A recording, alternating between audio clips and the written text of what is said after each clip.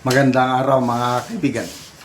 Bigyan natin ng reaction opinion itong article na publish sa isang international news na kung saan may iiyak na dito.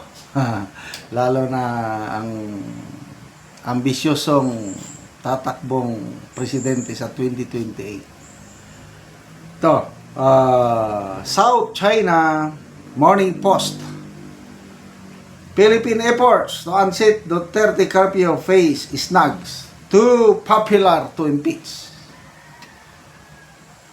Mahihirapan sila na mag-impeach kay VP Sara dahil masyado siyang popular.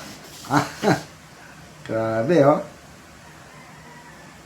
So, Philippine Vice President Sara Duterte Carpio is facing three new impeachment complaints, setting the stage for renewed scrutiny aimed at preventing her from becoming the country's next leader.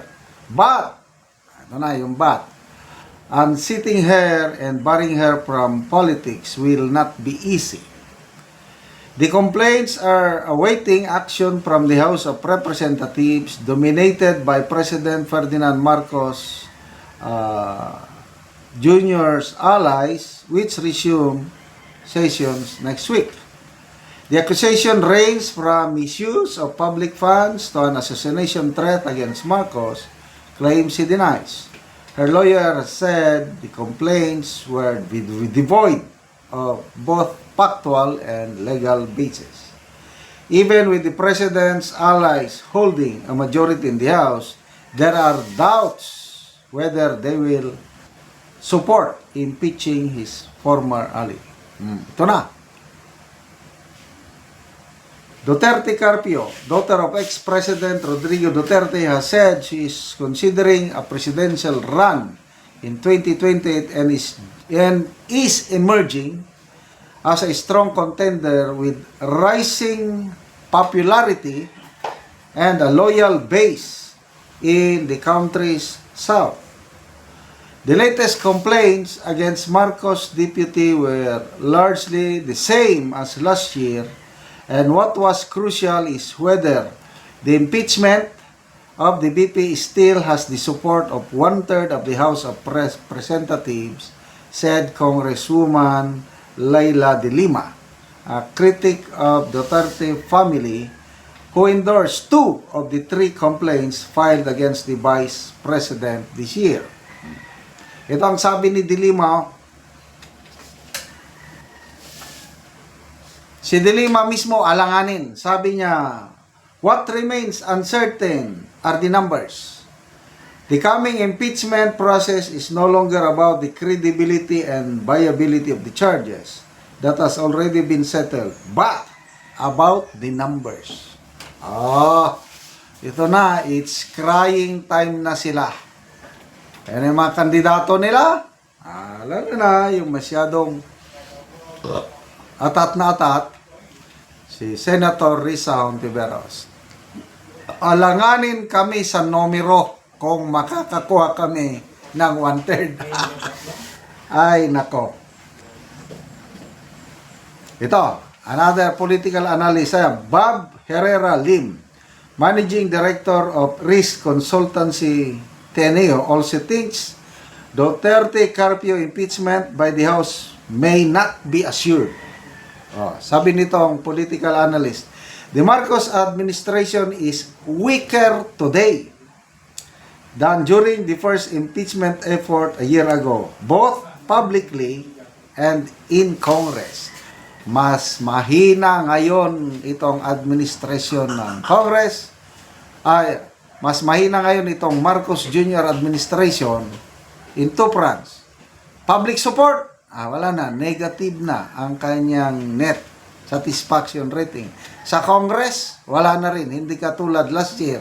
Isang araw lang, 215 signatures kagad ang nakuha. Ngayon, I don't know kung makakakuha. Sabi niya, the public wants real progress on the government's anti-corruption crusade in flood control projects. With only a few senior officials prosecuted so far, And Duterte Carpio remains a popular political figure according to Bob Herrera Lim. So, ito na po ang realidad. Makakakuha ba sila? Mismo ang House Deputy Majority Leader ng umamin, si Congressman Lawrence Defensor. Alanganin sila kasi ang mga kasamahan nilang kongresista nag-iisip. Merong, according to Attorney Trixie Angeles, sila sa administrasyon Marcos Jr. nagkaroon ng nagkomisyon ng survey, internal survey para sa kanila lang, para makita nila gaano ba talaga totoo ba ang mga survey na lumalabas, kasi lahat ng survey lumalabas Pulse Asia, SWS, Publicos Asia, WR Numero, pati Okta Research. BP Sara talagang nangunguna, tumataas ang kanyang numero.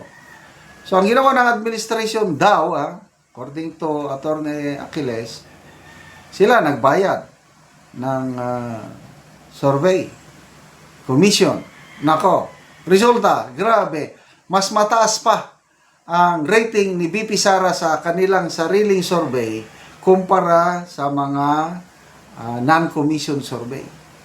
At nakita nila na talagang ayaw ng mga respondents na ma-impeach si BP Sara. Kaya itong title na ito, too popular to impeach. Hindi pwedeng banggain. Kaya ang mga kongresista ngayon, doon sa plenary, pag magbotohan na sila, kung yes or no, yes, i-impeach natin, I will affix my signature. Marami na sabi, I'm sorry, hindi na ako mag-i-endorse dahil malapit na ang 2028. Baka putaktihin na naman ako ng batikos ng aking constituents kasi nga napaka-popular si PB Sara. So good luck, Congressman Woman de Lima, Senator Hontiveros, galingan ninyo. Salamat mga kaibigan sa inyong pagsubaybay sa ating channel. Nakakatulong kayo ng malaki sa tribong Talandig ng Bukidnon dahil ang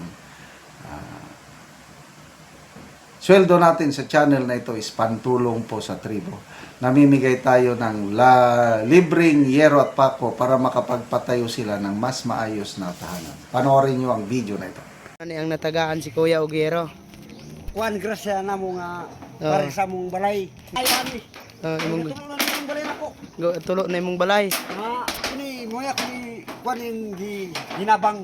Yun akong balay kay nalata na haligi nako. Nalata na. Sen kay naa na gyud. Oo. Salamat kayo sa grasya nag-sponsor ani. Oo. O karon mo na yung itsura sa atop sa natagaan na Ogero. So mga karaan na gid kayo gatuluan na pud og muulan sila. Muulan na nagid sila kay kuan naman. Kanang Kapok na kayo niya akong balay di. Mo na gabok na na yan yun kaayo.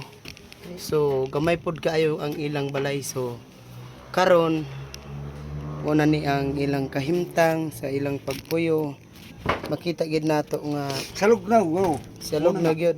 Buslot na. Buslot na tungod kay maulan na naman gyud. Mo ni ang ilang kusina. Nangabasa nang gatuluan. Imo yun trapal. Salamat gyud sa Ginoo nga sa labok para sa gamas tanan nga kining nag-sponsoran ni hinaot nga mapilo pa mga panalangin pod nga mga times 3 ang iyang mga serbisyo sa mga tao, mga tabang pa sa uban dili kamera. Kay tinuod pobre ni pero naa pa ni nagmahal sa mo nga adunahan. Nga Nalipay pod ni sa mga diri sa among sa Bukidnon diri sa San Rafael kay usap po din nakahatag sa mo og kuan gyud kining Pebrulia naa di po nagkuan sa mo ang mga investor, investment kuno mga kuan ba. Tabang. Nagtabang sa mo agyud. Kay tungod sa kawalan una mo. So unsa ra daya imong trabaho? Construction worker, Construction ra ka. So pila imong estudyante? opat. Opat. So taman ra gyud sa pagkaon ang imong kwarta. O igo pagkaon na gyud. Ay makotang exam wala na gyud. Say mamaylo ra mi yung bugas sa akong ginikanan. Kay wala lagi pictures barato ba sulo karon. Igo pa mong kompanya og flood control.